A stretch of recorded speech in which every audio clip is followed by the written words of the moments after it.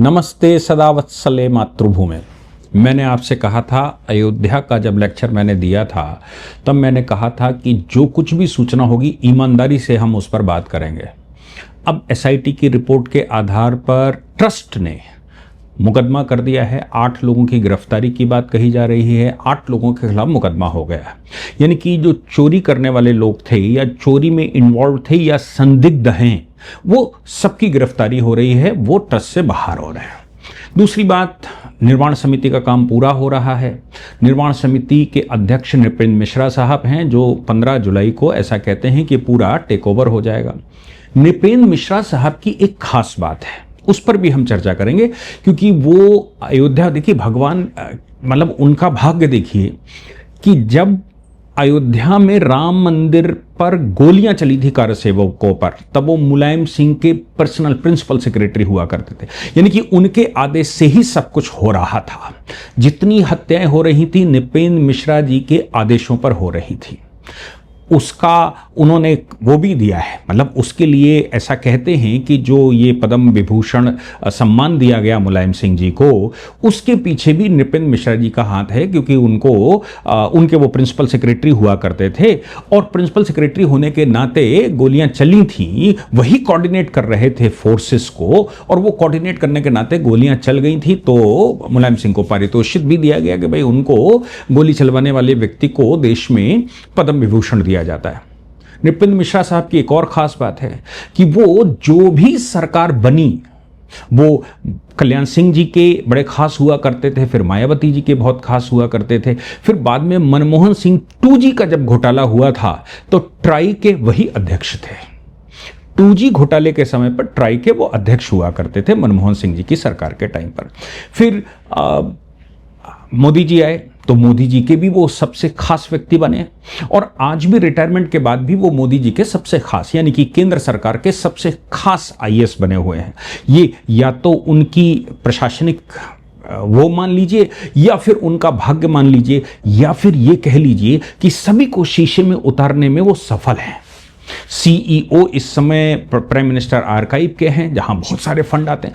नृपेंद्र मिश्रा जी वहां बैठे जहां सबसे ज्यादा या तो कंट्रोवर्सी थी या फिर जहां पर सबसे ज्यादा फंड थे। आजकल चर्चा यह है कि नृपेंद्र मिश्रा जी सीईओ बनना चाहते हैं, या उनका नंबर है कि वो अयोध्या को टेक ओवर करेंगे। जैसे कि मंदिरों को टेक ओवर किया गया है देश भर में, सीईओ रिटायर्ड आईएएस और सिटिंग आईएएस को बिठाकर किया गया है। उन्होंने अपने बेटे को, जो कि डैचे बैंक में काम करता था और भारत में इन्वेस्टमेंट का वो बड़ा बैंक है, उस बैंक के वो मैनेजिंग डायरेक्टर हुआ करते थे। महुआ मोइत्रा जैसा समझ लीजिए, क्योंकि महुआ मोइत्रा भी एक अमेरिकन बैंक की ऐसी हुआ करती थी। फिर वो प्लांट कर दिए जाते हैं, फिर वो प्लांट करके भारतीय राजनीति में, फिर उन्होंने पासवर्ड अपना दे दिया और ये कहा कि हम इस पर भी काम नहीं करेंगे, तुम ही कर लो।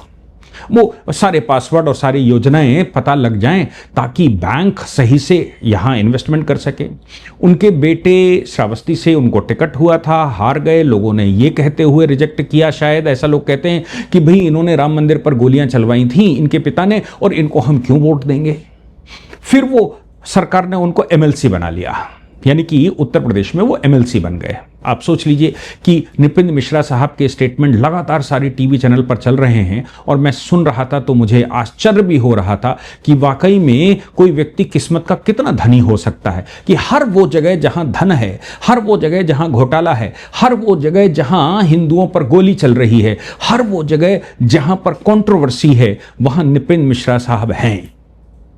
अब इसको क्या कहेंगे, प्रशासनिक क्षमताएं अगर ना होती तो मुख्यमंत्री और प्रधानमंत्री उनको पिकअप ना करते। प्रशासनिक क्षमताएं होंगी और शीशे में उतारने के लिए उनके पास गुण भी होगा, तभी ऐसा हुआ होगा। लेकिन आज उन 8 लोगों की गिरफ्तारी के बाद जो एसआईटी की रिपोर्ट आई है, उस रिपोर्ट का हम विश्लेषण करने वाले हैं और सीईओ के खेल का विश्लेषण करने वाले हैं। आज का विश्लेषण इतना इंपॉर्टेंट है कि आपको भारत की नीतिगत पिछले 200 वर्ष का जो इतिहास है, वो 200 वर्ष के इतिहास की जानकारी हमको चाहिए। 200 वर्ष से कैसे मंदिरों को एडमिनिस्ट्रेटिव ऑफिसर बिठाकर लूटा गया, उसकी जानकारी। अंग्रेजों ने वो चाल चली थी, फिर तमिलनाडु, केरला और उधर दक्षिण भारत के सभी राज्यों में वही सीईओ बिठाकर चाल चली गई। फिर केंद्र में जितनी भी ट्रस्टें बनाई गई, चाहे वो स्वायत्त बनी हो, चाहे सरकार की फंडिंग की हो, चाहे सरकार के सहयोग से, वहां सब जगह एग्जीक्यूटिव ऑफिसर बैठा दिए गए। वहां ट्रस्ट के जो चीफ ट्रस्टी और जो सिस्टम था उसके ऊपर एक ईओ बैठा दिया गया, या सीईओ उसको बैठा दिया गया। सीईओ का काम था कि जो फंड आता है वो उसके हाथ में होता है और वो फंड को इंफ्रास्ट्रक्चर पर लगाता है। काम जिस काम के लिए वो ट्रस्ट बनी थी उस पर नहीं लगाता। वो मैं गारंटी के साथ कह सकता हूं कि आप अगर 100 प्रोजेक्ट उठाकर देखेंगे और 100 रुपया आता है तो 80 रुपया एडमिनिस्ट्रेशन पर खर्च हुआ होगा, 20 रुपया ही केवल, जो राजीव गांधी जी कहते थे 15 रुपया, 20 रुपया ही उस ऑब्जेक्ट के लिए खर्च हुआ होगा जिस ऑब्जेक्ट के लिए वो संस्थान बना है। आज से नहीं है, ये सदैव से ऐसा ही रहा। और जो एडमिनिस्ट्रेटिव रिफॉर्म कमीशन आता है उसमें यही तय किया जाता है कि भाई कितने और अधिकारी बनाने हैं और उनको फैसिलिटी क्या क्या देनी है। रोशनारा क्लब की बात मैंने पहले की थी, जिमखाना क्लब की बात मैंने पहले की थी, पोलो क्लब की बात मैंने कही थी, मद्रास क्लब और ये मुंबई क्लब, कोलकाता क्लब, ये क्लब्स का जो कल्चर है ना, ये इन्हीं तरह के प्रशासनिक अधिकारियों का है। आज उसका पूरा मैं विश्लेषण करने वाला हूं।